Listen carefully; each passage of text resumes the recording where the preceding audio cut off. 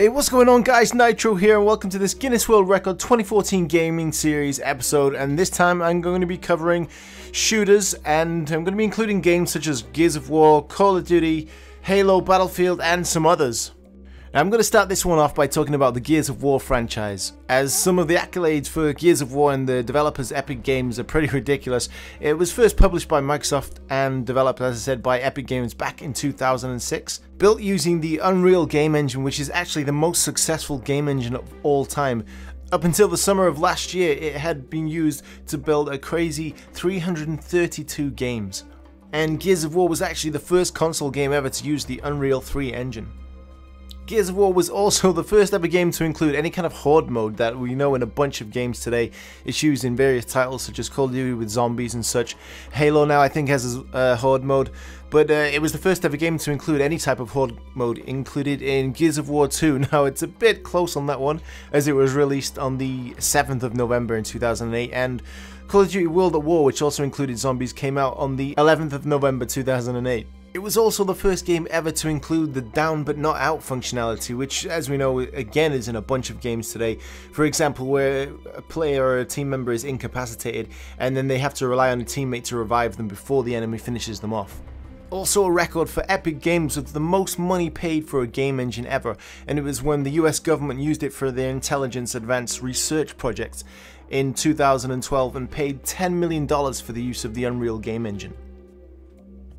Now let's move on to everyone's favourite shooter, and even if it isn't in fact everyone's favourite, we can't deny that it is the most popular shooter of all time, and that's Call of Duty. Now, first developed by Infinity Ward and Treyarch back in 2003, the Call of Duty franchise has some insane statistics. Now, it's actually responsible for 162 million out of the 178 million shooting games sold by Activision, which is a massive chunk of their sales. It's also the biggest selling shooting game of all time, with the most going out to Infinity Ward's Modern Warfare 3 selling 30.11 million units.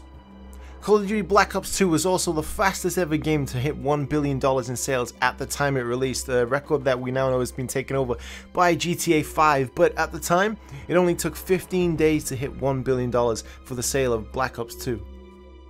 Now moving on to the Halo franchise, published by Microsoft Studios and first developed by Bungie back in 2001. It's now been taken over by 343 Industries, and it was actually the highest revenue for a Microsoft game franchise, and it actually sold a total revenue of $3 billion.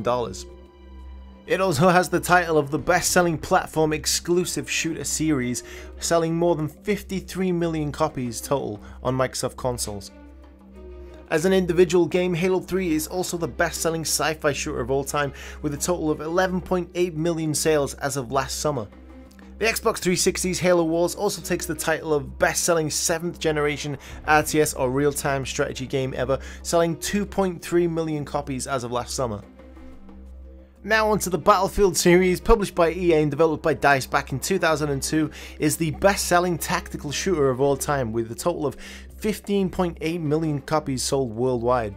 Some of the records held by the Battlefield series include most destructive environments in a military FPS.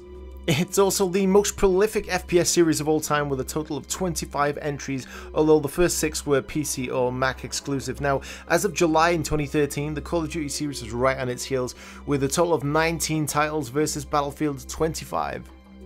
Now to finish off, I want to give a quick mention to Respawn Entertainment's Titanfall, which is due for release later this year.